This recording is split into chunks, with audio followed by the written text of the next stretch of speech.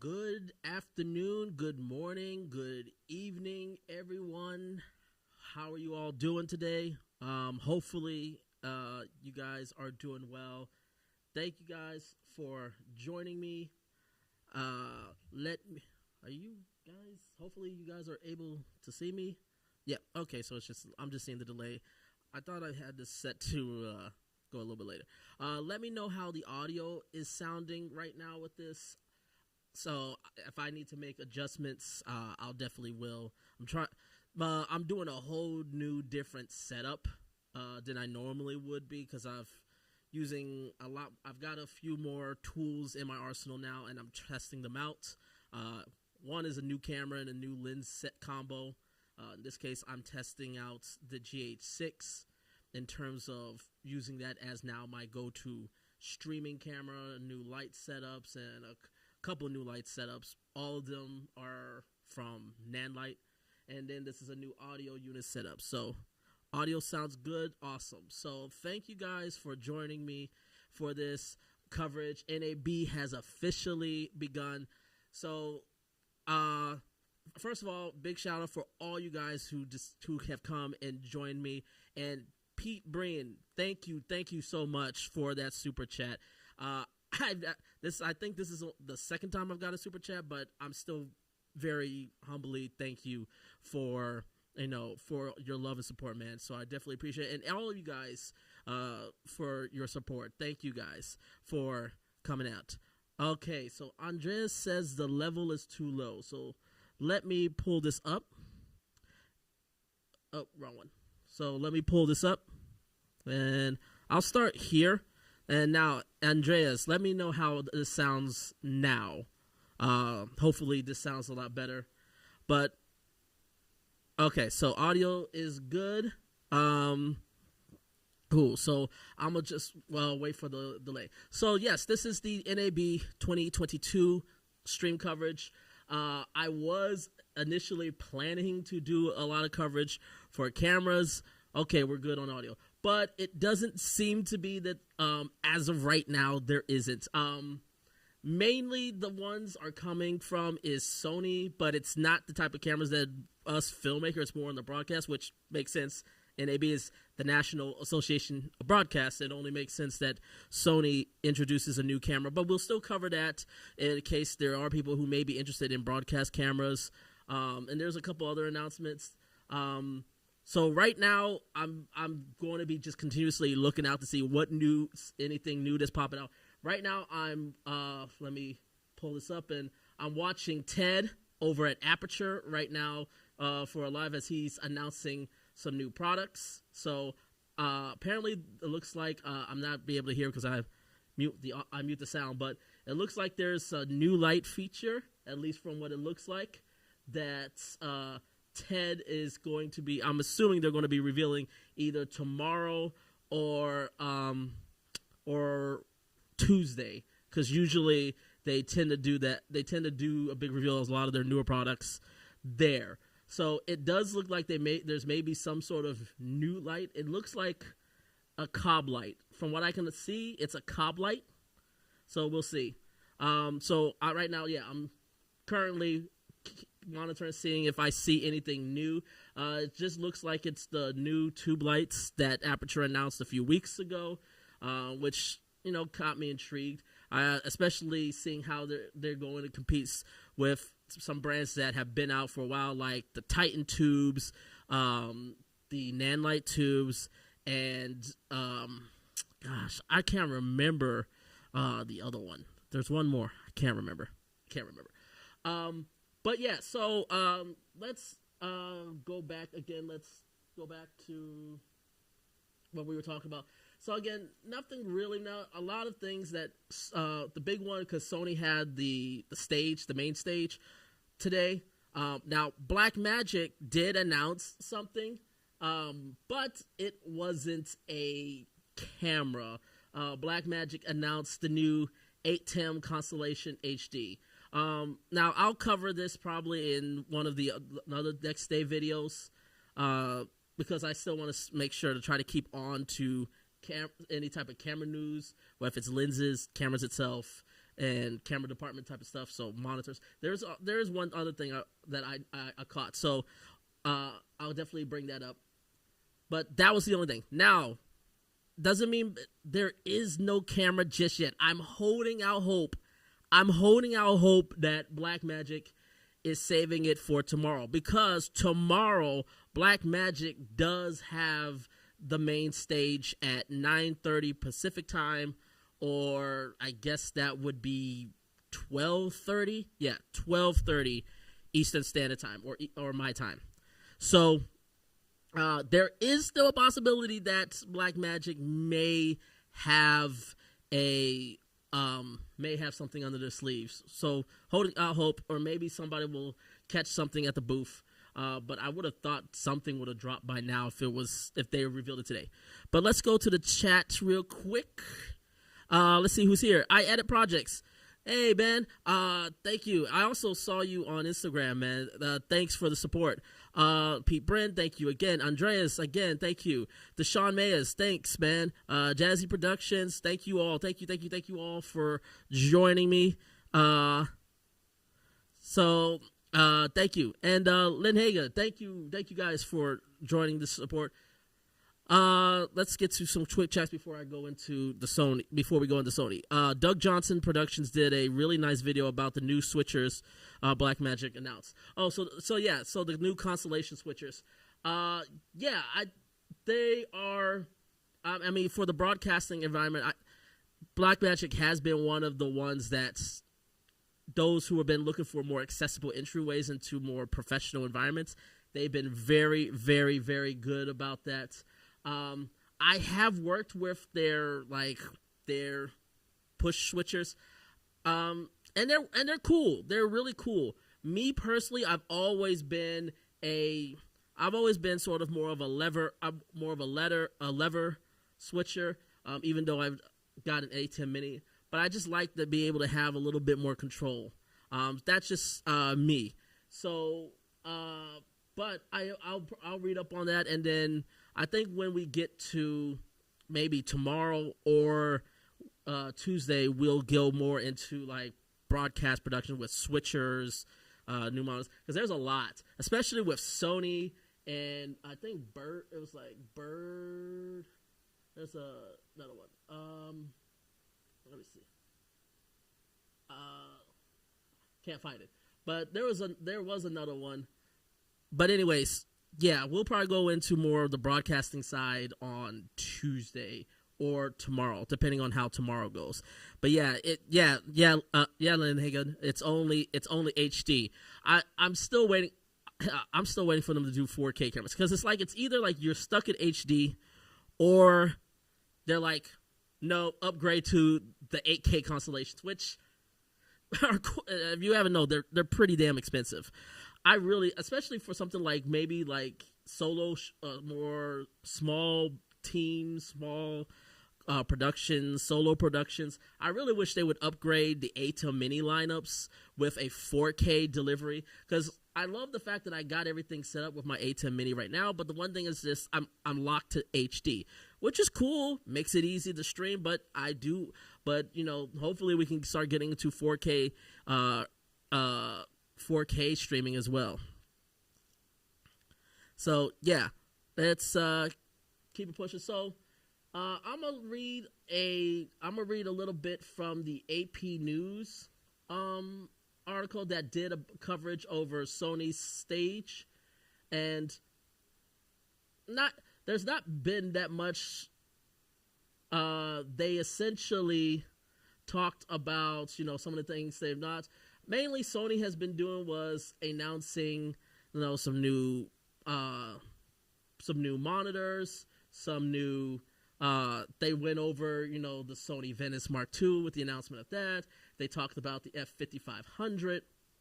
But the big thing is that they did announce a new camera. It was a broadcast camera, and that is the HDC 3200, which it's basically a 4K CMOS 2/3 inch sensor broadcast camera that has a global shutter. So a 4K broadcast camera with a global shutter, which I will say that is actually for those in this field, that's actually pretty damn exciting, especially if you're like in the reality, if you're like more on the run and gun reality style shooting. This will be a great little thing. So yeah, so you'll be able to deliver 4K. It has a 4K delivery. Again, it's a 4K 2/3 inch sensor CMOS image with a global shutter. It has a quick I can't talk. It has a quick conversion from handheld to a large lens operation. So if you need to do something for like the NFL or some like big broadcast productions, you can quickly do that. It is ready for IP live production, so you can sync it to a lot of the other broadcastings really easy with either fiber cables, powers through one of the HDCU units. And then there was the specification. So yeah, it shoots 4K. Let's see if there's anything more. I don't see any more in terms of the recording, except that it's a 4K camera. So I'm assuming it's probably going to tap out at 4K 60. So that's the main. That's the main thing in terms of Sony's announcement in terms of cameras, and then they just kind of cover it, and then they went into some new monitors, some new HDR monitors that they're releasing. So let me see if I can find those really quickly.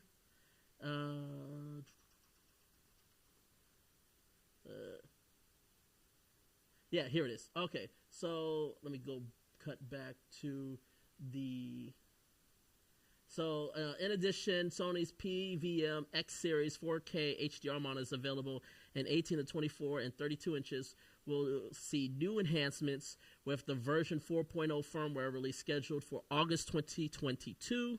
New features include 2 new optional licenses to support signal conversions and 3D LUT output. So you'll be able to send, if you have a LUT or a custom LUT look for whatever project you're delivering, you can send this out to maybe like a director's monitor.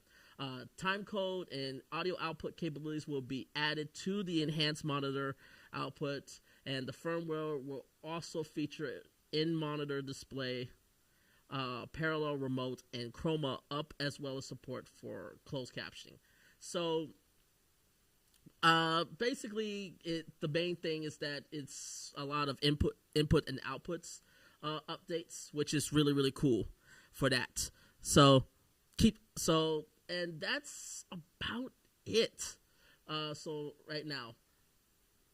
So let's start. Grass Valley, Ross. Can you elaborate on that, Almanax? By the way, thank you for joining. Faith House. Hey, Faith House, hey, what's up?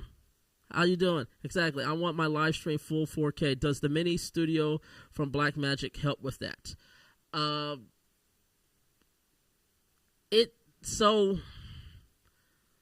I'm assuming you're talking about the HyperDeck. Here's the problem. It will still only, even you can't up convert it or up res it to let me bring myself back. So Faith House, it doesn't necessarily allow you to up res, and if anybody else has a different experience, because I may be wrong about this, but it doesn't allow you to up res the resolution. So if you're working on an ATEM Mini as your signal source, and you're sending it to the HyperDeck Studio, it still will only come out as HD. You can't up-res it to 4K, if that makes any sense. Hopefully that makes sense. Yeah, don't think they're going to update the ATEM Mini line soon. The middle line is very old. Yeah, but yeah, I really hope that's, you're probably right. I really hope this is not the case. I really hope that we will be able to see some new ATEM Minis. At the very least, update the ATEM Mini Extremes, which were good, but they still need a lot more better options. I wish there was some more macro control options, some more super source options. with those. And again, just to be able to stream 4K, because a lot of these cameras right now, including the one I'm filming on right now, which is the GH6, a lot of these cameras can just go straight into the computer and stream, and you can just stream. I just like still going with the ATEM Mini because I get a multi-view monitor. I can see my levels. I can see what I'm previewing and what's ready to come up, and I get to have a little bit more control of the stream. So it would just be nice if Blackmagic. I think they will. I think ultimately they will eventually release that release some sort of, if not the ATEM Mini lineups, at least with their ATEM lineups that work with HDMI. I think those will be definitely desired, and I think they will be a big hit. So I believe it's Ultra HD only at iEdits. If I remember correctly, the Ultra Studio 4K, I think that's it. No, but the HyperDeck. But yeah, the Studio 4K, I believe it's only Ultra HD.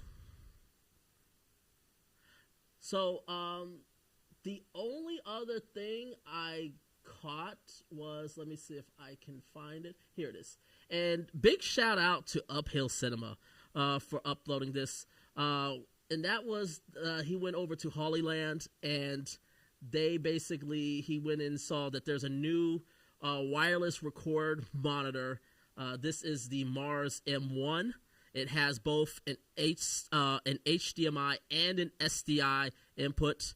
He says that he's not sure if it's cross compatibility. You got the single receivers. It's built a little bit differently.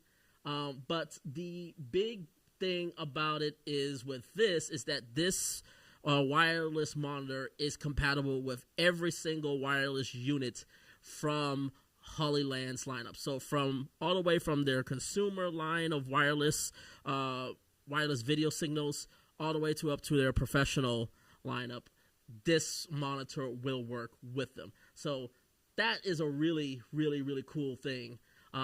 So if you guys have one of Hollyland's wireless monitors, definitely check this out. It's a nice, I think Hollyland, out of all of the wireless video signals, video monitors, Hollyland is probably my favorite competitor to Teradek. Obviously, Teradek is like the big behemoth that is basically lined up.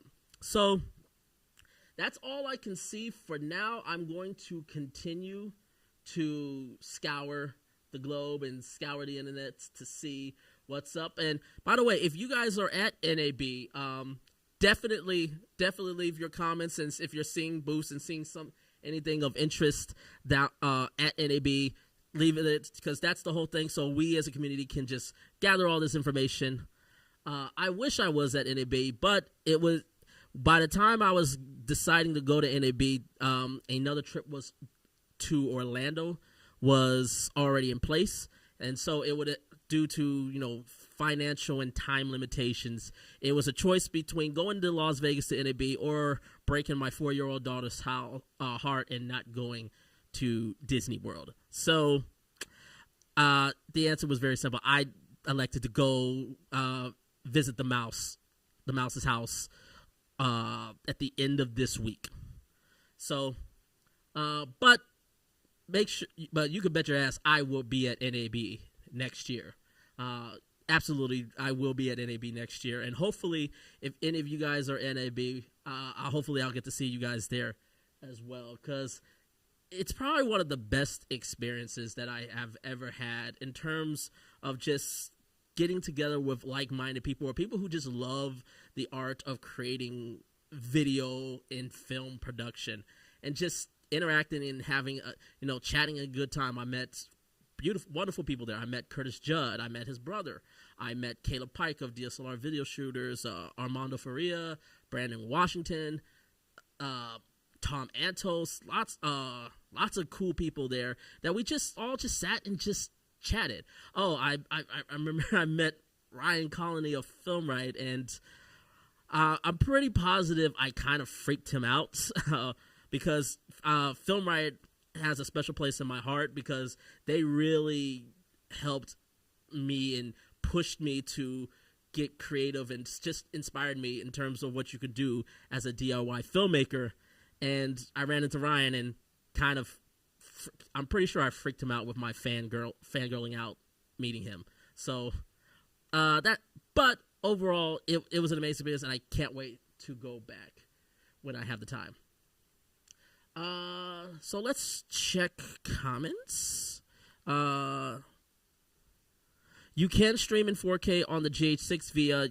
Yes, that is true. You can stream. Yes, you can stream 4K with the GH6. The thing is that if you send it through, if you're going directly to the computer, yes. However, my streaming goes through the A10 Mini, and the main reason is because the A10 Mini takes the brunt of the streaming processing, which for a lot of situations, like, really plays heavily. Every time I've actually used any other sort of streaming platform has really handled my computer. So with this, the A10 Mini basically takes away that weight, and basically the computer just takes a webcam and basically just works the streams. Downside is that even if I'm shooting 4K, like I'm shooting 4K right now on my GH6, but it gets down converted to 1080 as soon as it hits the A10 Mini.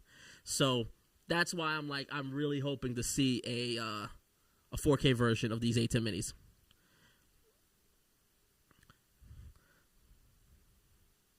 Oh, okay. So you're talking about. Oh, I'm sorry. I thought you were talking about the HyperDeck. So you're talking about the 4K, the 4K switcher. I mean, yes, it will output 4K. I think the issue is that those were really designed. Those were really designed they were designed for SDI. So if you have a lot of cameras that do HDI, there's a lot of conversions, a lot of power. It's just some extra work. I mean, but you could definitely make them work. It's just the fact that most of them is SDI inputs instead of HDMI. That's my only thing. Whereas the A10 Minis have HDMI inputs, so they make it easier to go with most modern cameras. Even though I think SDI is obviously the better route. It's just with most of the cameras that a lot of prosumers, consumers, and just for single-hand operators, most of the cameras are around HDMI. Pete says, don't think you're going to see widespread 4K availability in streaming devices until 5G becomes the dominant mobile network. Need the bandwidth and demand to go with 4K. Totally, yeah, I totally agree. And even now, we're still probably a bit's way with 5G being dominant. And Pete, I don't know if you're familiar with how 5G works, but if you are, definitely chime in. And if I'm stating something incorrect, please correct me.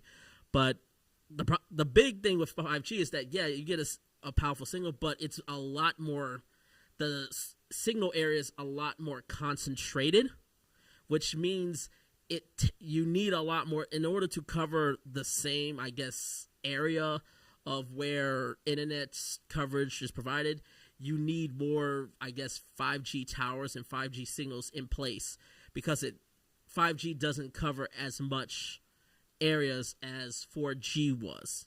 If I remember, if my understanding of how 5G works is, I believe that is correct. It doesn't cover as much surface area as 4G, even though it's a way more powerful.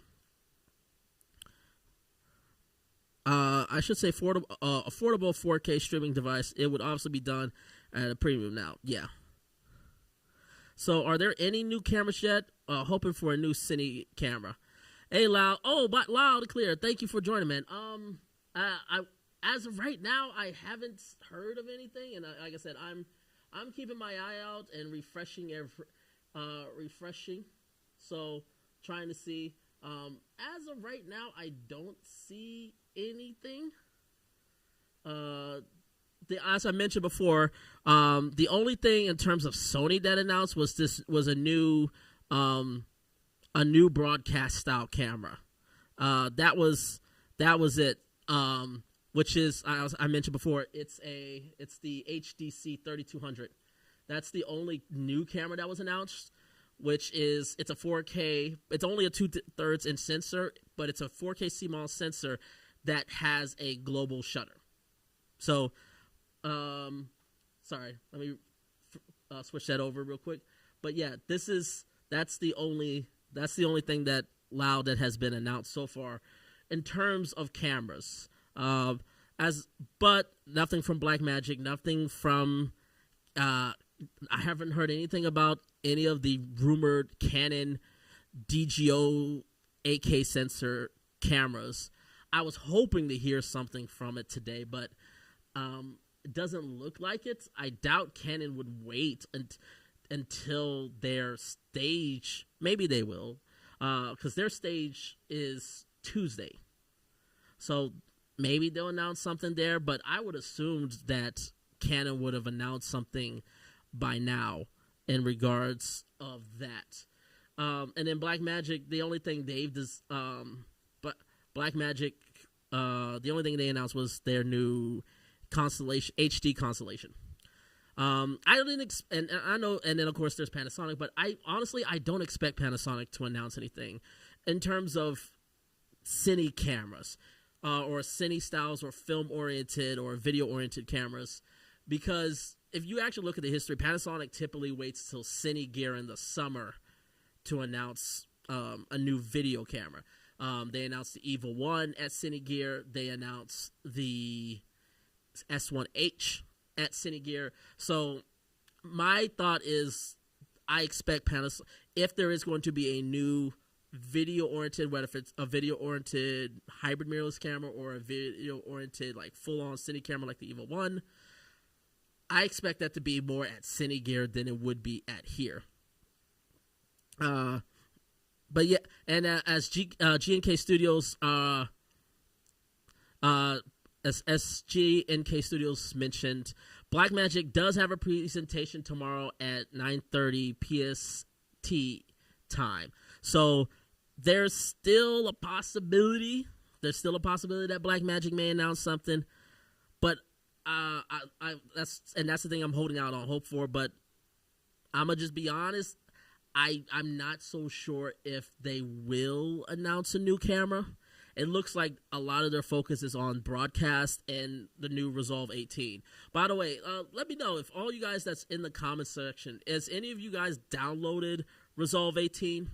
For those that you've seen my last couple of videos, I did download Resolve 18. I talked about the depth map, which I have been loving. I've been loving that new feature. So if you haven't checked it, definitely check that out. It's a thing that I believe will definitely be quite useful in a lot of scenarios, especially when you're trying to, create separations from subject and background. I think it's going to play a key thing, and I think it'll play a key in effects as well, and when you're trying to put something in a specific area of your scene. So there's that, and also obviously their new cloud storage, which I will go into later this week about. Because I'm really, really excited about their whole cloud service, and I loved what Grant Petty said in terms about the culture of Blackmagic and how they perceive how things should work, where it's not like you have to commit to a subscription purely because you in order to keep it, otherwise you'll get penalized for it. You get to use the service when you need the service. So and they don't penalize you for stopping, or say, unlike certain other NLEs, and I'll leave it at that. So going Zcam, hey, hopefully, I really hope that you know what I want to hear. I want to hear more about a lot of these more like underbelly third-party camera manufacturers like Zcam, Kinefinity. But I think Kinefinity, because Kinefinity already announced the Mavo Edge 8K and the Mavo Edge 6K. And for those of you that may not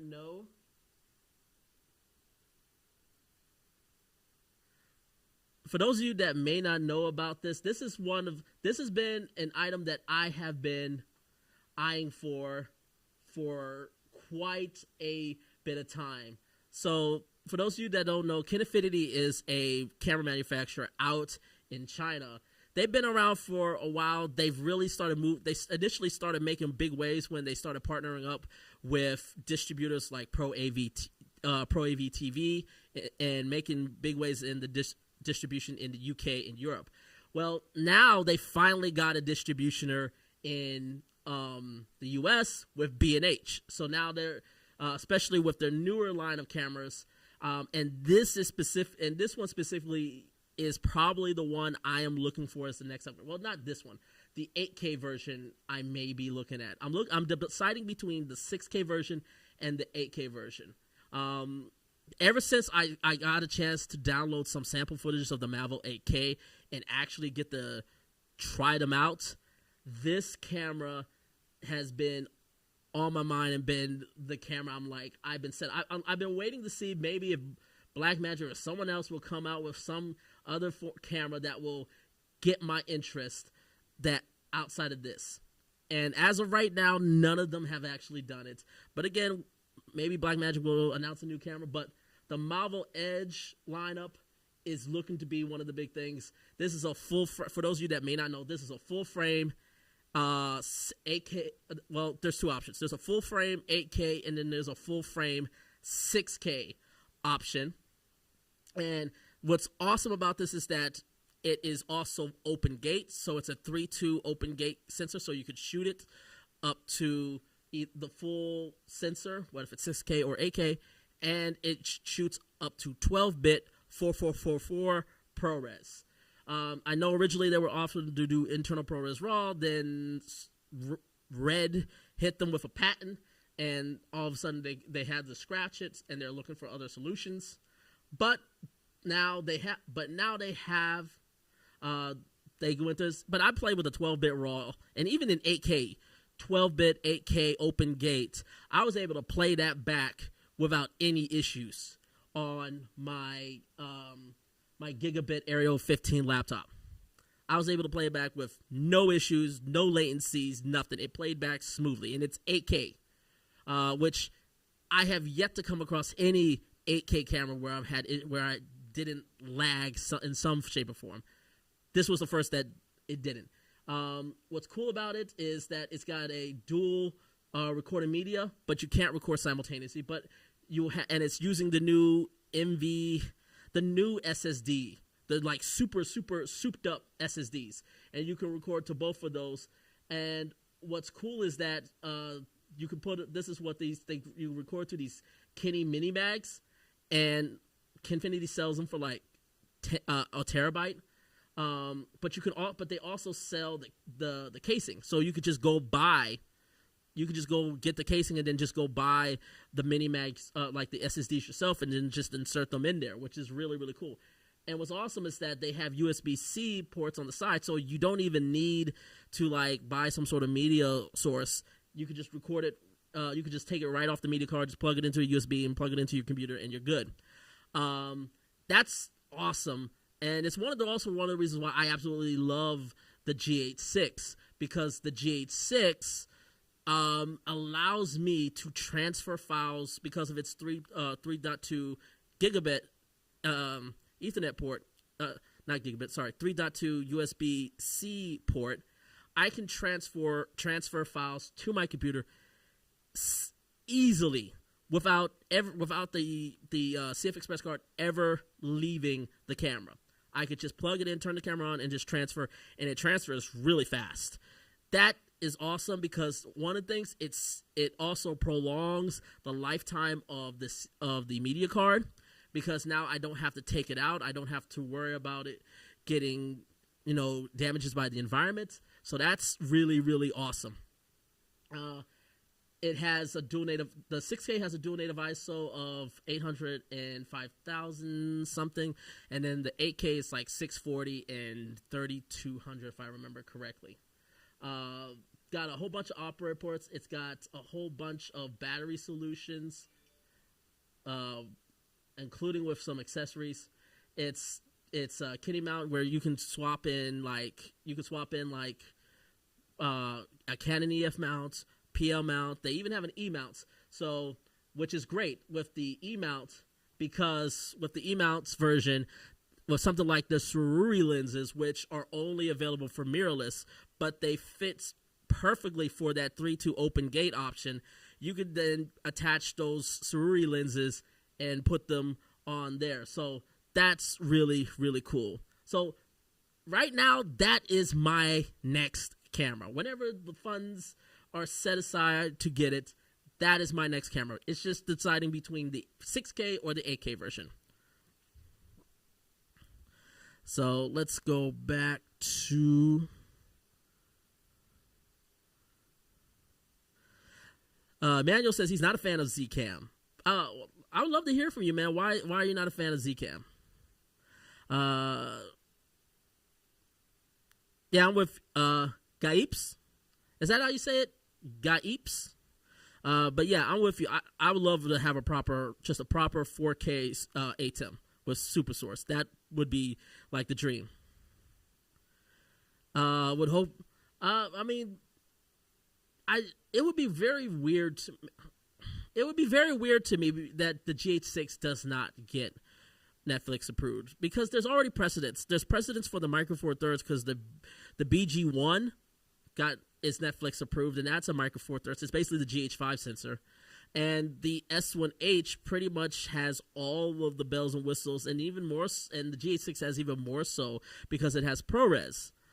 It has ProRes recording options. So I would be shocked if I would be surprised if it doesn't get Netflix approved.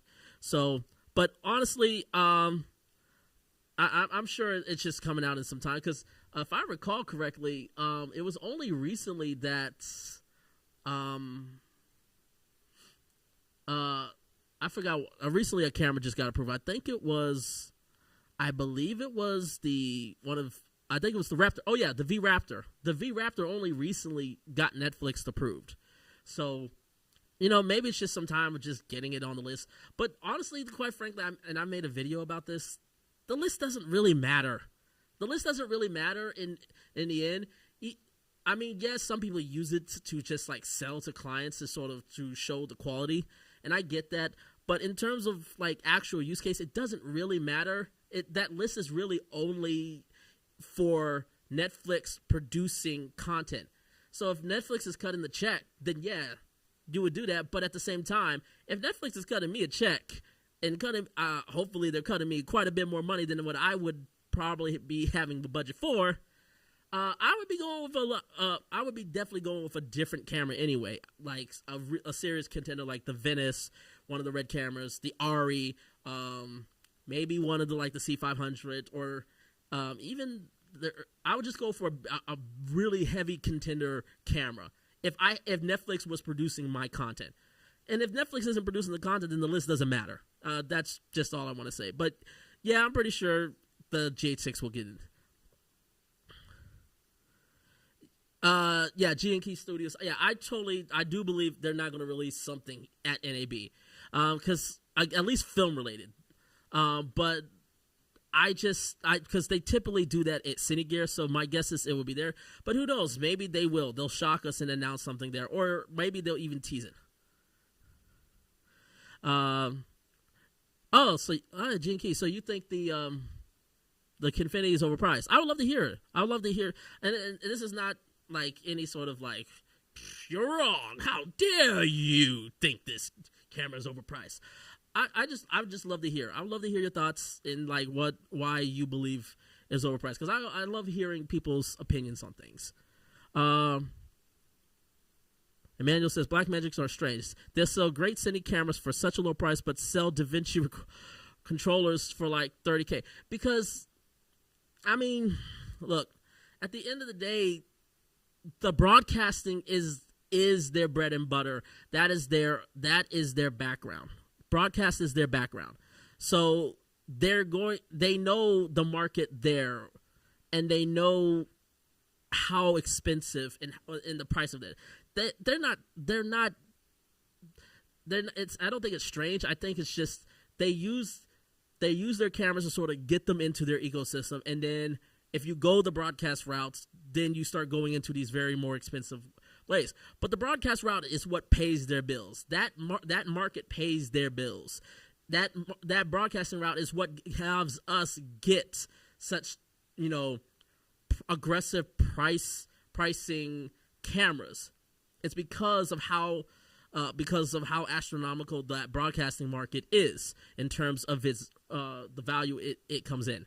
So, at least for me, Emmanuel, it makes sense because DaVinci. Keep in mind, DaVinci started off with as a 20,000, DaVinci just itself, not like any sort of controllers. Like DaVinci, the program DaVinci itself was like a $20,000 program before Blackmagic bought it out, and people bought it because Hollywood was willing, because it was and still is the best in terms of color grading. But now Blackmagic has targeted, and like I said, they've made it with they come from a broadcasting background, so I think they know that feel. Trevor, what's up, man? Glad to see you here, man. That Mavo Edge is a beautiful camera, just coming out of pre-production. I wish they give one to you, Faru. Oh boy, do I! Oh yeah, I wish they would give it to me. Look, Kinefinity, I don't know if you guys are watching this, but look, if you need somebody to review the camera, I will definitely put it to works. I'll definitely put it on a serious project. I've got a couple in mind already, so you guys hit me up. I'm here. But yeah, it's a beautiful camera. The image, if I did a video, guys, if you guys haven't seen it yet, I did a video of where I was grading some sample footages that were given by I'm pretty sure I'm going to butcher the name, but Gefta Gear. If you ever find Gefta Gear, he has a whole bunch of sample footages on their website. Definitely check it out for the Mavo Edge. The Mavo Edge, and I'm being serious when I say this, the Mavo Edge, in terms of the image, what I'm saying, just by doing a little grading, it is the closest I have ever seen of any digital camera next to the Arri Alexa of giving a film look. And I'm talking about like an old school film look. Now, some people, that may not be a very, very appealing image, but it was so jarring at just how filmic that camera is. I have yet to see another camera that and I tried them all, and I tried a lot. Blackmagic, Canon, y'all know. Panasonic, y'all know. I've even tried Sony. I've tried a whole bunch of cameras. This is the Mavo Edge 8K. I haven't tried the 6K, but the 8K at least is some of the most film-like images I have seen straight out of camera. Like, just looking at the motion, I'm talking about like looking at the motion and it's hard to explain, but the depth and the textures and the detail, like even in the log format, you can tell it looks a little bit like film. And to which I have yet to see from most digital cameras. So it's a very unique camera, and I love it. Yeah, and the form factor, which is I'm pretty sure. Like, let's cut back to this. This is something I believe many people would agree. This is, if Blackmagic was to deliver, it doesn't even have to do all the features, that this camera has. But if this camera was to do if Blackmagic was just to deliver like a box style, which I know that's the thing, everybody's waiting for Blackmagic to deliver a box. But if they deliver something like this with a modular box style design like this thing would sell. It would sell. So I'm really hoping. I mean, look, I'm obviously I can't tell Blackmagic what to do. I just can only, give them feedback, which they are appreciative, because I have done. They have reached out to me about products before, and I have provided them the feedback, and they always love feedback, even though it may be a bit critique. But yeah, if they could deliver this would be awesome. The Mavo Edge is a phenomenal lineup. They are swinging the fence with those prices, but they are certainly a value monster. But so many options at $10K. True. That is very, very true. I'm not going to lie, it is a very competitive market. And I guess for me, at least that's for the 6K. I think the 12K alone is $12,000. $12,000 alone. And then if you get the kit, it's like $15,000 or $19,000. Again, I can totally see why people are saying, yo, that's quite high. But when you think about it, there isn't really any cameras that do this.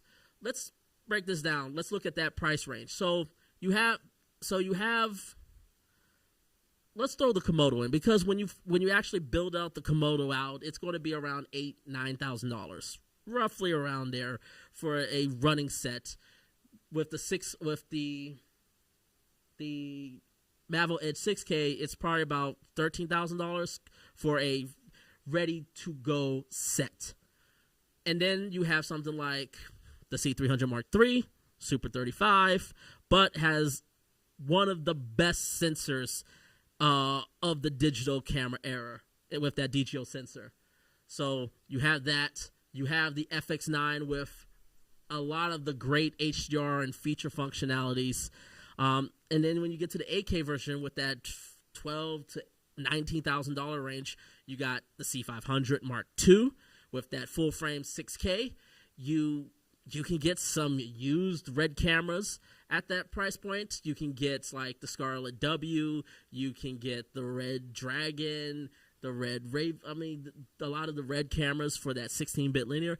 You can even get like a good old Arri Alexa Classic XT, not just the original, but the XT version. You can get the Arri Alexa XT for like $12,000 now. It's a heavy beast, but it's a XT and it gives you that open gate option like this. So yeah, it's a very competitive space for this. However, what I will say to this is, like, in terms of future proofing yourself, it's a hard camera to beat.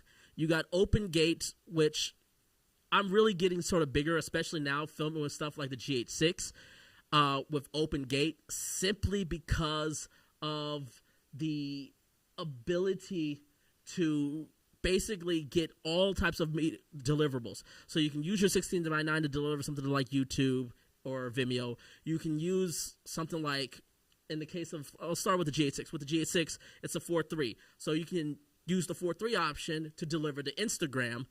And then with the case of the Mavo Edge, with the 3.2, you can deliver to large format, because the 3.2 of the Sony Venice is what gives it its IMAX approval.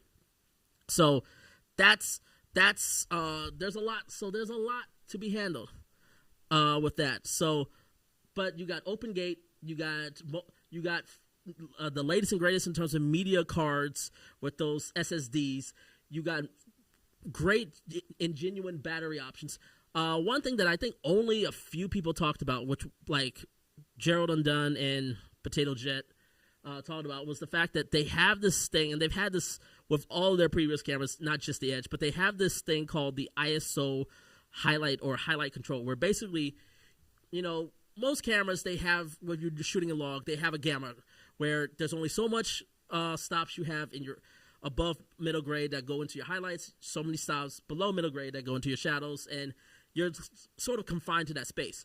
Whereas with the Mavo Edge, it allows you to remap those stops above and below middle gray how you want to, depending on the scene. So if you have a scene that is like very, very underlit, or trying to be a very, very dark and moody thing that doesn't have a lot of highlights, you can push your gamma curve more into the to the shadows. And it doesn't matter which ISO you choose. So you can just stay at that native ISO and just remap the stops to the shadows. Or maybe you're in a very like bright, like maybe your desert or beach thing where you need a lot of highlights. So you can remap your stops to the highlights if you want to.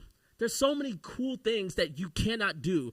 And it also has 12-bit 444. There's a lot of things you just can't do with all the other competitive markets. But I totally get what you, man. It definitely is it definitely is a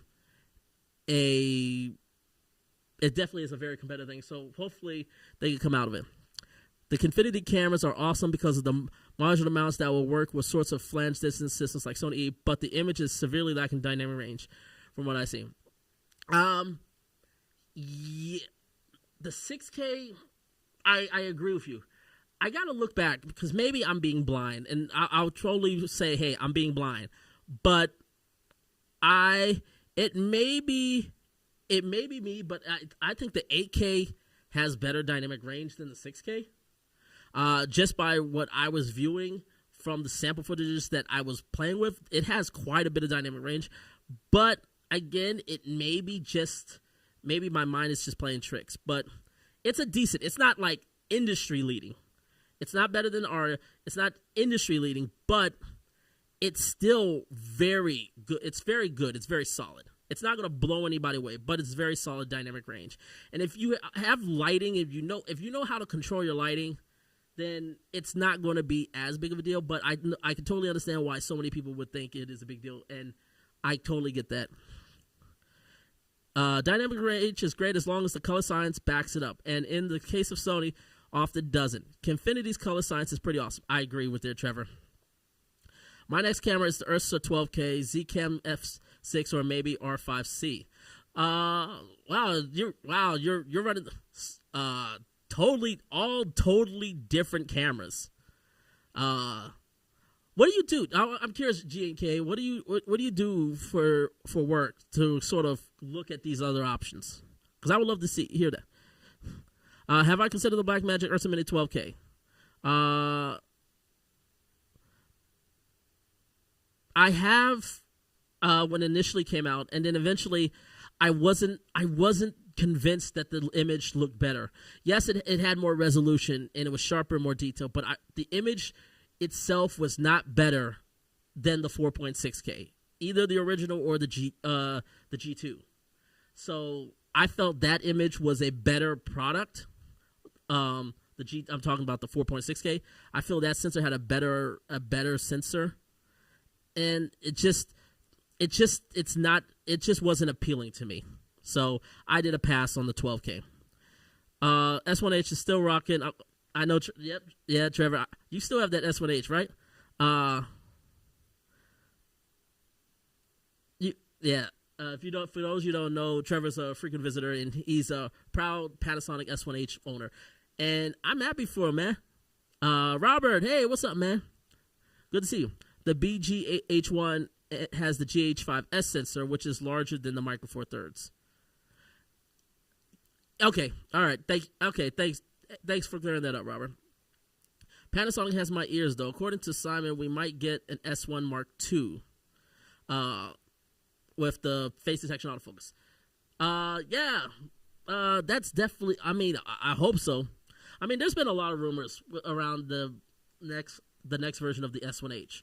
Like, I've heard that from Simon, who's also a good friend of mine, about that we're going to get face detection autofocus. I've also heard that it's going to have some sort of electronic ND system, which I don't know how that is actually going to work. And I don't believe that, simply because I would be shocked if they didn't get rid of IBIS, because you can't have NDs and IBIS together. I've talked to quite a bit of engineers about that, and they've all told me that if you're going to try to do a built-in ND, you have to get rid of IBIS. And I just don't see them getting rid of IBIS for that. I would love to, because I'll sacrifice IBIS in a heartbeat if I can get built-in NDs. And also, so we'll see. But the S1H is it's too bulky for. Again, this is personally for me. I tried it out a while ago, and it's just too big and bulky. And I had some issues with it initially. Now it's been improved significantly since then, but it's still. Hopefully they bring down a little bit of the size of the next iteration, because that would be it. Because I will say this, and I've been doing this with Panasonic, especially with the GH6. Panasonic is so amazing at functionality of just cramming so much stuff to into their sensors and being able not into the sensors, but cramming so much functionality into their cameras. This I'm giving a little bit of a tease of my first impressions, but here you guys go. The GH6 to me is probably the best for a hybrid mirrorless camera. It is probably the best functional camera I have ever came across. Like, I'm literally finding new stuff about it, and it is like blowing me away just how easy they make this camera to work with you with little to no additional features. And I love that about this camera. So let's go. I'm probably going. Totally agree with you, Emmanuel. Totally agree with you on that Netflix approves comment, loud and clear.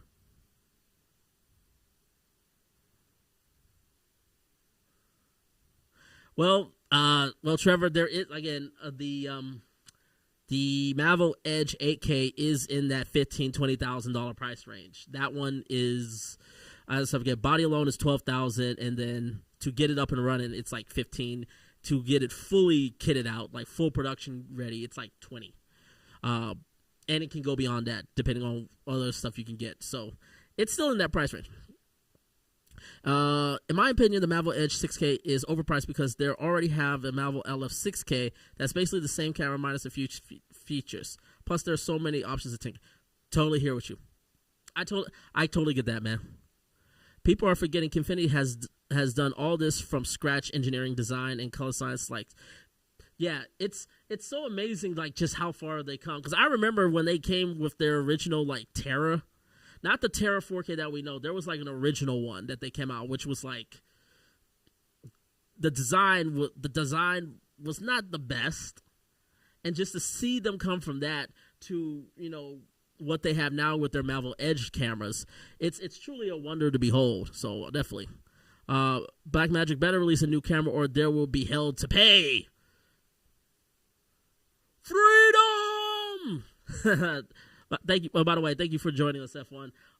Yeah, I mean, I do hope Blackmagic does releases a new camera, but we shall see. And I'll probably get back to seeing as soon as I catch up with all these comments. I'm gonna get back to seeing if there's anything else. Because we've been on for quite a while. It's like an hour and 35 minutes. So yeah, let's keep going. To me, the Pocket 6K and Komodo in that order are the two absolute bang-for-buck champions that exist, full stop. The Mavo is still an oddly potential, but they really need to get their dynamic range better. Good comment, man. Great comment. I'll say the Blackmagic 6K Pro. The Blackmagic 6K Pro and the Komodo. I would also even throw the C70 in there because of just what I think those three cameras, the Pocket 6K Pro, the C70, and the Komodo, for what they were designed for, those three are the best bang for buck cameras out of anything, especially since all of them are under $10,000. Totally, for what you get with your money, you can't go wrong with any of those three cameras. The Ronin 4D, we really want to like it, but it's kind of odd. I think the Ronin 4D, I still am very intrigued, and I really like what DJI is trying to do with the Ronin 4D. I think it's just that it's a very niche, and I think a lot of people are like, should I spend all that money on a camera that has sort of a limited use case, or get something, or spend money equally or maybe even more to get a camera rig set up that can be used for a lot more, but more of a headache. And I think DJI has a good hedge on that question. I haven't much used my Dragon since I bought the Komodo. Other than frame rates, the Komodo is better. I'm with you on that. The F55 is a monster deal right now. One of the few 16-bit linear RAW cameras with a global shutter. That's a save for $6 to $7. Yes, it is. It's just because it's an older camera. I mean, even think about it. Like, as I mentioned before, you got the Arri Alexa, the original Arri Alexa Classic that it's still winning Oscars to this day. You can get that camera for like $5,000 right now. You can get the XT for like somewhere between $11,000 to $15,000, which, if you got to think, that used to be like a $40,000-$50,000 camera. You can get a package deal for like $11,000 to $15,000, the XT, and that gives you the open gate options. Like, as much as I love talking about new gear, and hopefully we get to see some new interesting gear cameras coming out, we can't forget the ones that came before and that are still rocking it today. That feature is called Exposure Index. It's definitely the Mavo Edge's best feature over the previous Mavo LF. Not many features beyond that. Fair comment. I think that's a pretty fair critique, man. For the price, it's better to get a Komodo. It depends. It depends, Emmanuel. I think between the Mavo Edge, either the 6K or the 8K, and the Komodo, I think it depends. Because it all depends on what content you're doing. Because if you're somebody who actually who works with anamorphics, the Mavo Edge is the clear winner. The clear winner in anamorphics. The Mavo Edge is the clear winner in my case if you're looking for alternative options to 16:9 delivery, because it could give you so much more of those options. But again, that's if you're in that field. If you're not, then yeah, the Komodo may be a better option, or it may be the C70 with the new 12-bit RAW system.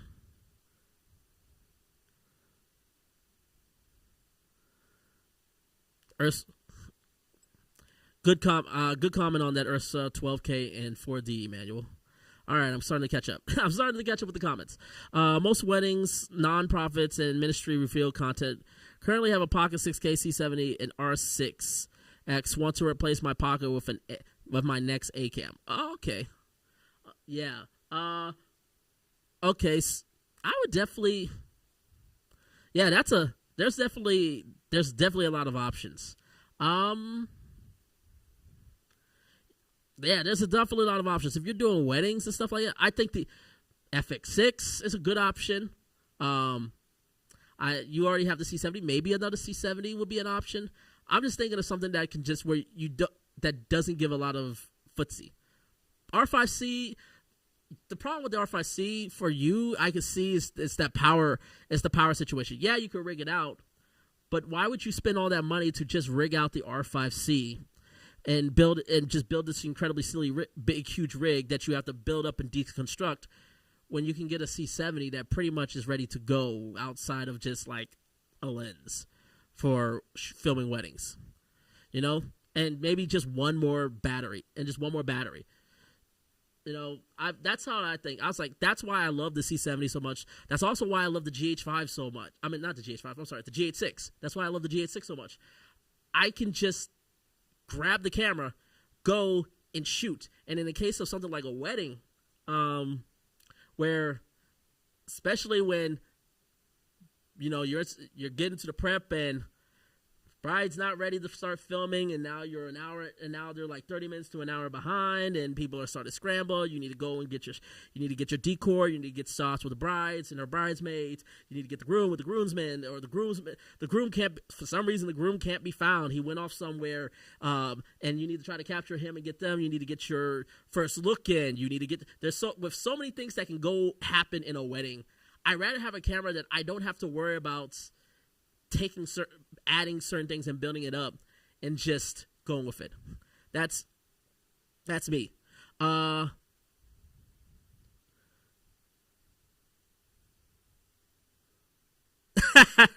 Yeah.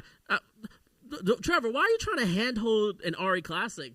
Like, an RE Classic is, even an RE Alexa Mini. I would never handhold an RE Alexa Mini if I could avoid it. If I ever get a chance to own an RE Alexa Mini or any type of RE camera, whether it's the Alexa Mini or LF, I am putting those on sticks. And then if I need to do some sort of gimbal work, I'm hiring a gimbal person. I'm working with an RE. I'm hiring a gimbal person. I'm the director. You know what I'm saying? So I would never stress my back over one of those cameras. But yeah, totally get you.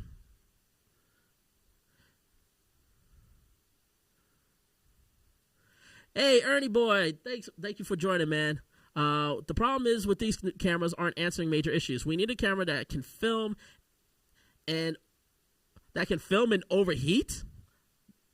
You want a camera that can film and overheat? Well, I mean, if you listen to the comments, the R5 is for you. I'm pretty sure you meant so I can cook hot pockets on set. Okay, sorry. I should have read. I probably should have read the whole comment. That's my fault. Good. That was a good one, man. But hot pockets though? Come on, man. Come on. Breakfast sandwiches. We cooking breakfast sandwiches on here. Eggs. C300 Visionary Productions. What's up, man? C300 Mark III owner. It's my workhorse. Been looking for at the C7 as my B cam, but hesitant to pull the trigger till after NAB. Rented it many times and love it. I don't know what Canon may have up on the sleeves. Well, let me ask you this, because here's the thing. Here's the beauty of, regardless of what Canon announced, if Canon was to announce something, you're looking for a B camera. You're not looking for an A camera to replacement. So you got a lot of your high-end professional I/O covered with the C300 Mark III. You literally got a camera that is literally the same sensor as the C300 Mark III, which means if you just get the regular Canon to RF to EF adapter, you can basically get close to exact matches. And now that you got RAW, you can 12-bit RAW, which, by the way, it has 12-bit 4K 60 RAW, which even the C300 Mark III does not have. I believe someone made a comment on one of my other videos saying it does. I went back on the white and looked at the white paper. It does not. The RAW is 10-bit once you go beyond 30 frames per second. So 60 and above, it's 10-bit only. It's 12-bit up to 30 frames a second in RAW. The C70 can record 12-bit RAW up to 60 frames a second. So that's something that even the C300 Mark III doesn't have. Now, does it really matter? Depending on your workflow, it may not. But having the ability to have a camera with the same sensor that you can basically map the metadata easily one to the other, I would definitely say, man, go for it, because we don't know how the sensors of any new camera Canon may or may not announce at NAB. We don't know how that is going to behave similar or different to the C300 Mark III. At least you know with the C70, it is pretty much identical in look, especially now with that 12-bit RAW recording that allows you more control of the metadata. I will tell you right now, me personally, I'm obviously not financial advice, but if I was in your shoes, man, I'd go for the C70, personally. What about the R5C? The R5C is a solid camera. I personally don't see myself getting it. Personally, for me, Barber Mosaic, I don't personally see myself getting it. All right, let me check to see if there's any more news. So keep the comments going. I'll probably have this rolling for about maybe another 10, depending on how the comments go, maybe another 10, because you guys are still staying, and I pretty appreciate it. Before you guys leave, when you're checking out, I want to keep things rolling, but make sure to hit the like button, so the algorithm can continue to push what's going on, so that people can check out the channel, all that other stuff. But I'm going to check to see if anything new's coming out real quick.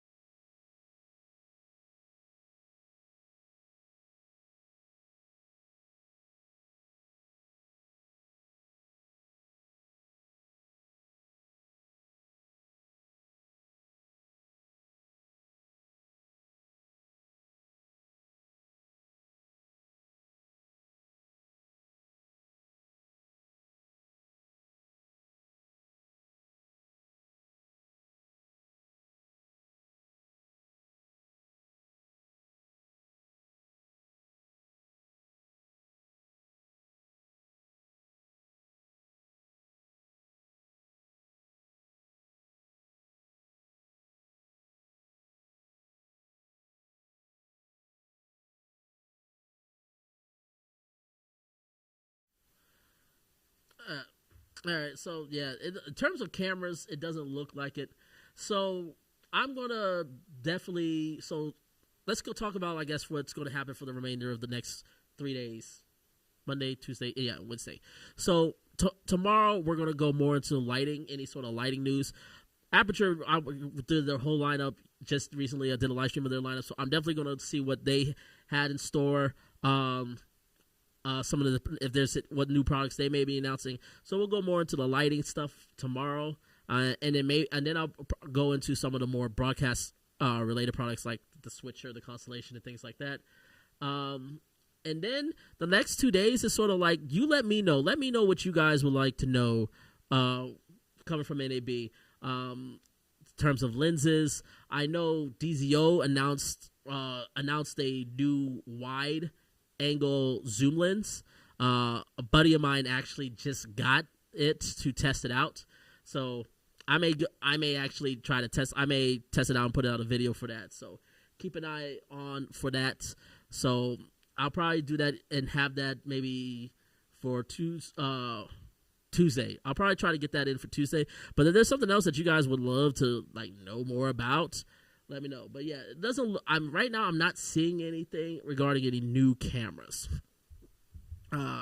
So let's go back to the comment section real quick. Emmanuel, to get ahead, companies should focus on perfecting basic features with making their cameras more robust, better dynamic range,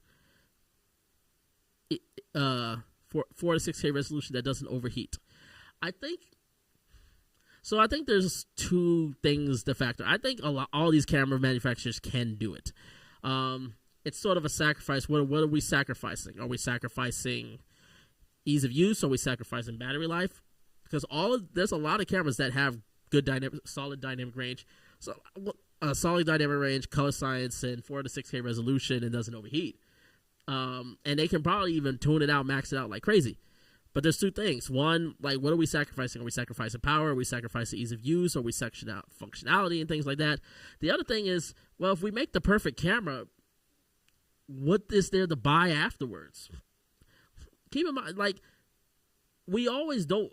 These companies are still, and this is not to be pessimistic or be negative on any company, regardless of which company you may feel that fits. But they're both all businesses, and what business sense does it make to make a camera that does everything great, perfect, and ticks all the bells and whistles to the point where you will never upgrade again? A lot of these are publicly traded. They have fiduciary responsibilities to make their investors money. They have to continue to make profits. So, maybe to me, it's just it's not in there. It's like cars. It's not in the best interest of car manufacturers to make the perfect car, because then you stop buying them after the perfect car comes out. So, the one camera, I'm not sure if there's going to be any new cameras announced, except one. There's one camera manufacturer I am absolutely positive, either at NAB here or it's going to be at City Gear. But it's definitely going. I'm pretty positive it's Ari is going to announce the 4K Super 35 Alexa Mini. I'm almost positive, because if you haven't heard, Ari discontinued the Alexa Mini from their lineups. Doesn't mean it's they're just they're basically stopped manufacturing Alexa Minis, and they're definitely not stopping one of their, if not their most popular camera, without something coming. So I'm almost positive that the Ari Alexa Mini Super 35 4K will be announced at NAB. That's one I'm pretty confident, and I will be shocked. If it doesn't come there or Cine Gear in the summer, I will be shocked. I will be shocked if that's the case. So that's just my 2 cents on that. Oops, let's fix that. All right. I love the C70 for usability, but I'm slowly not loving the image. The dynamic range is far and beyond the best in any camera under $10,000. But bro, it's true. That camera is pretty dang soft for 4K at 4K. I don't. Again, I look, if you totally feel soft, especially if we're seeing all these higher resolution cameras, it may seem soft, especially when you got these digital cameras, but I don't personally feel it is soft. I'll pull something up. I'll pull something up real quick. Let's see if I can find it. Here it is. This was a shot that I did, and I'm not gonna go really into too much detail about it because I'm just gonna show an image real quick. But let me see if I can get this up. All right.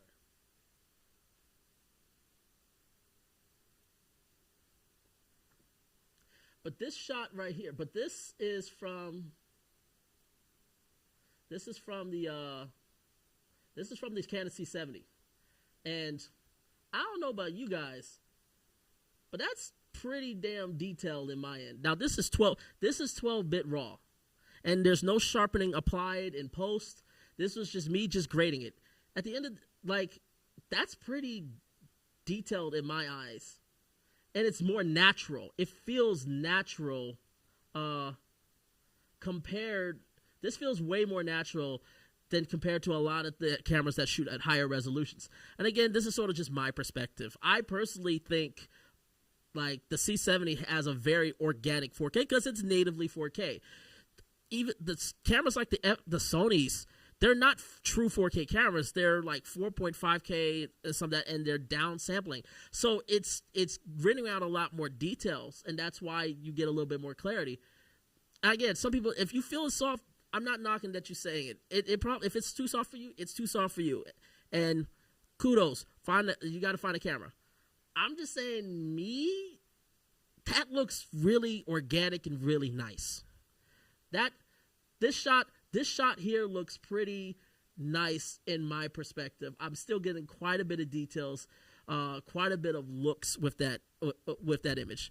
But everybody needs and wants is different. So it really just comes down to, what fits your need better. So that's my 2 cents about that. New RFID owner here. It's my A camera, just getting started in wedding and event photography, and tips on understanding the Canon cinema. Any tips on understanding the Canon cinema menu? I would say, the Barber Mosaic. What I will say to you is, in terms of the Canon cinema menu, is just sort of get your custom function buttons assigned. It makes everything so much easier. The menus are pretty simple. Everything is sort of exactly where you need it to be, and camera setup, it's in the camera setup. The media setups, it's in the media. Network setups and networks. Functionality setups, it's in function. Audio is in audio. Monitors in monitor. The only other thing I will personally say to you, and maybe I don't know, I can't speak on this for the R5C, but I will say this: in terms of the C70, the monitor is a lot brighter than a lot of people think. Everybody says the monitor is not that bright. It is very bright. It is really bright. I would say, I believe it's the luminance. It's not, you don't increase the brightness because it throws off your exposure. Don't touch the brightness. But there's I believe it's luminance that gives you up to +2 or +3 around there. Crank it all the way up. And you'll start seeing that you can see, even with the GH6, you can see in bright, direct sunlight with that with those monitors. It's very clear. So I would say crank that up to the max. Again, I don't know how that works on the R5C, if it's that bright, but I believe it's luminance. Make sure to crank that up. And just like I said, set the assign buttons how you want to. A lot of the functions that you're going to be using day in and day out, they're right there on that touchscreen menu. So just navigate through the touchscreen menu, and you can pretty much get all your daily ins and outs, and just take some time to just study the camera outside of that.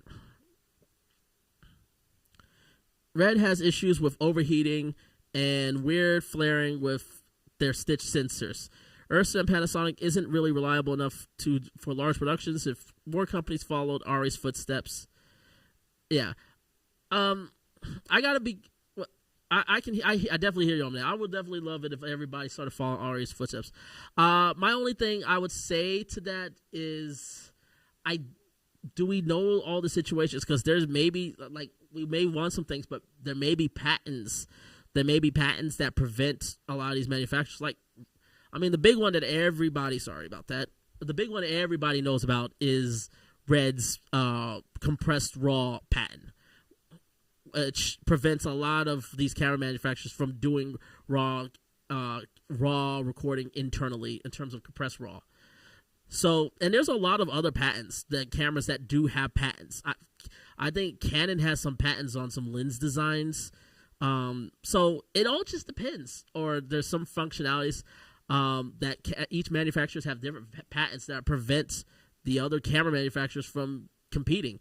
You know, and that's part of business as well. So it just depends. It just depends on.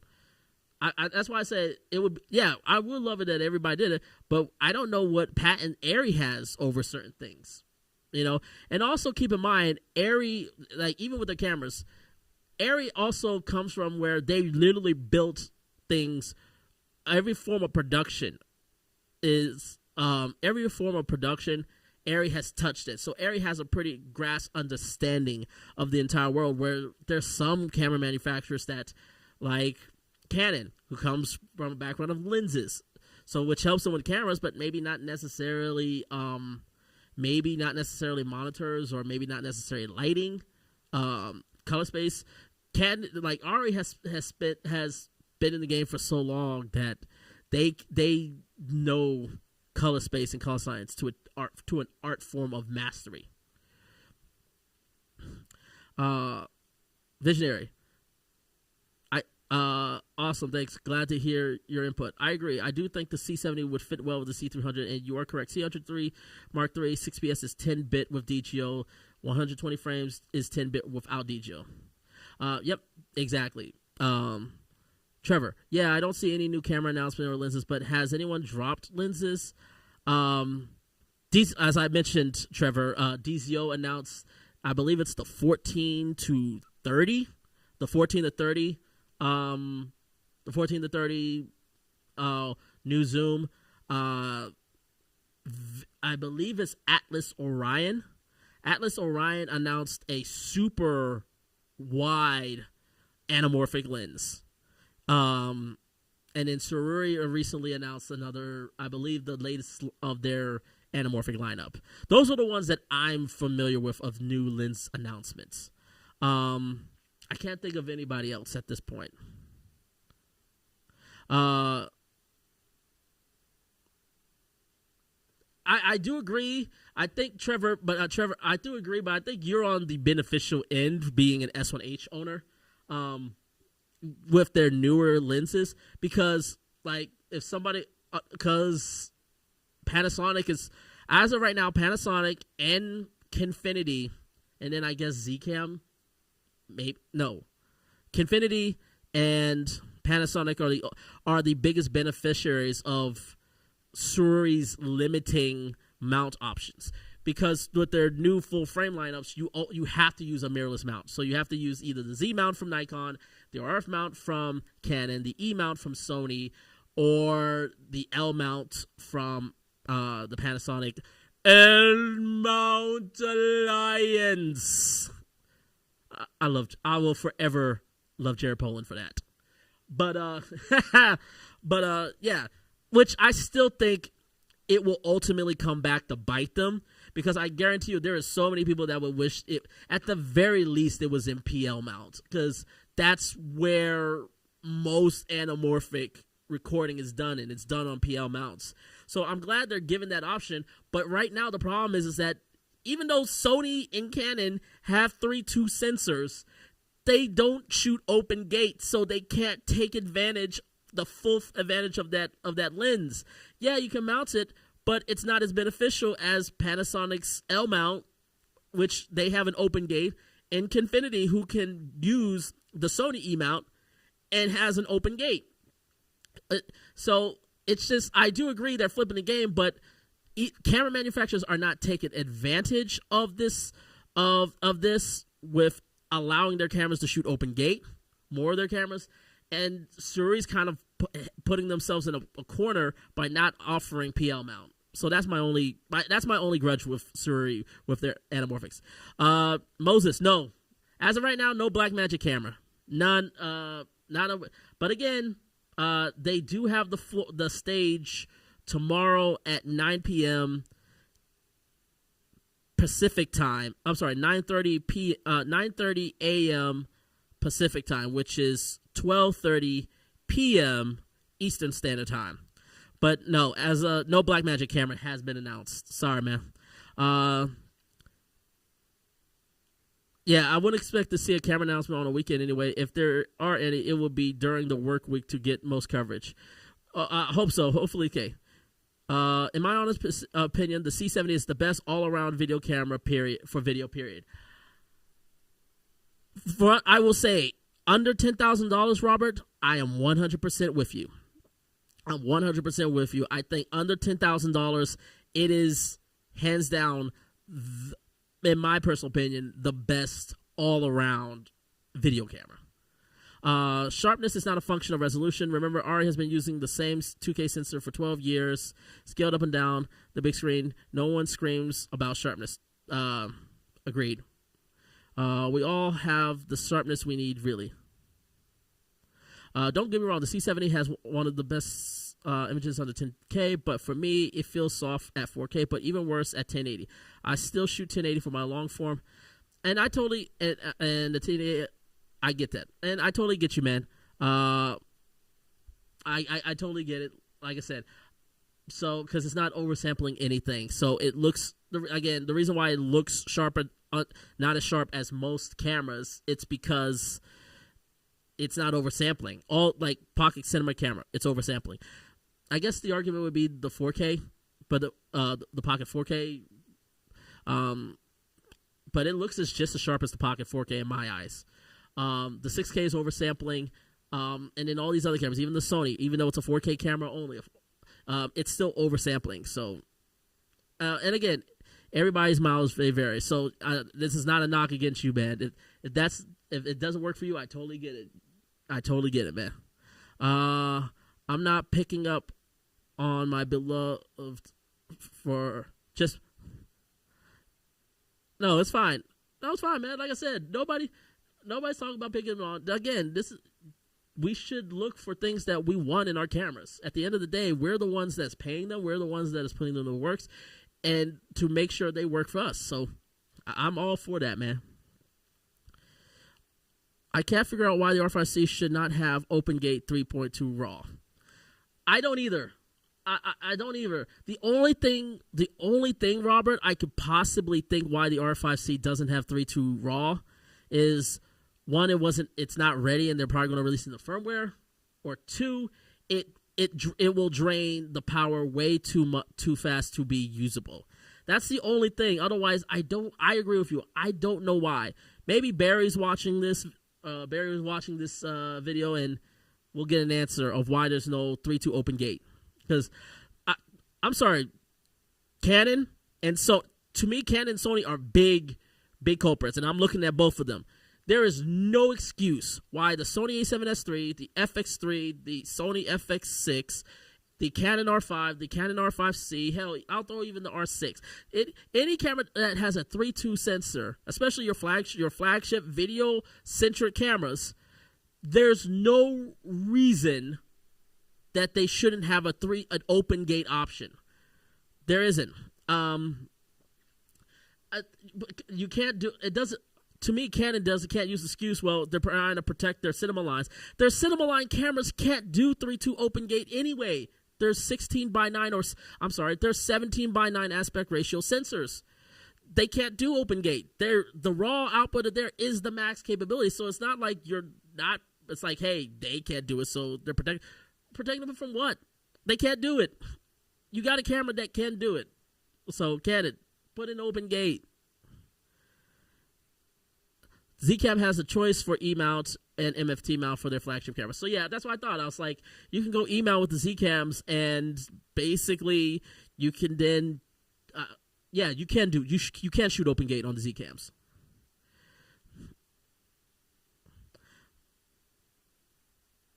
Open gate, global shutter, 6K for 6K for stabilization, 120 frames per second, no crop, good color science with 14 plus dynamic range, under 4,000 euros. Someone can do it. Oh yeah, someone can absolutely do it. Will they do it? That one I don't know.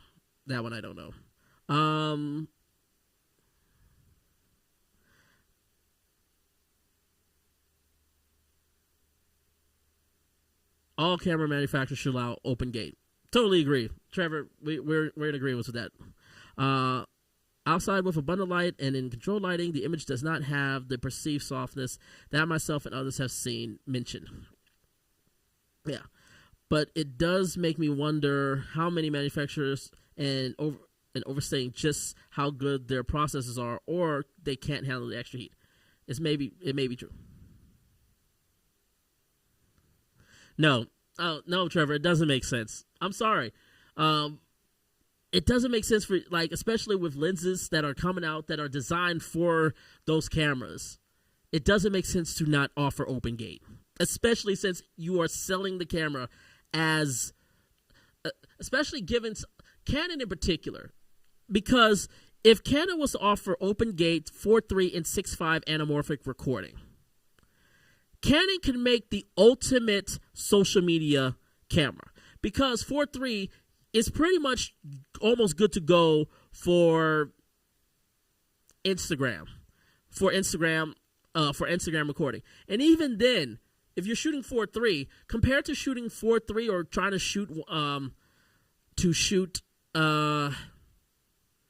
shoot box style on like a 16:9 sensor, it's way more resolution. You could actually deliver an 8K image, or not an 8K. You could actually deliver a 4K image with 4K resolutions of pixels to Instagram with a 45 megapixel sensor.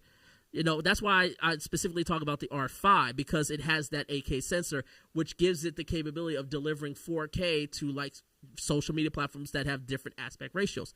And 6.5, that gives you a good option to record like a good means of capturing 9:16, a good alternative of trying to capture 9:16. If you were to do that, like, it's not just about the anamorphics of shooting with anamorphic lenses. It's the ability to shoot in different aspect ratios for different mediums, for social media, whether if it's YouTube, whether if it's for IMAX.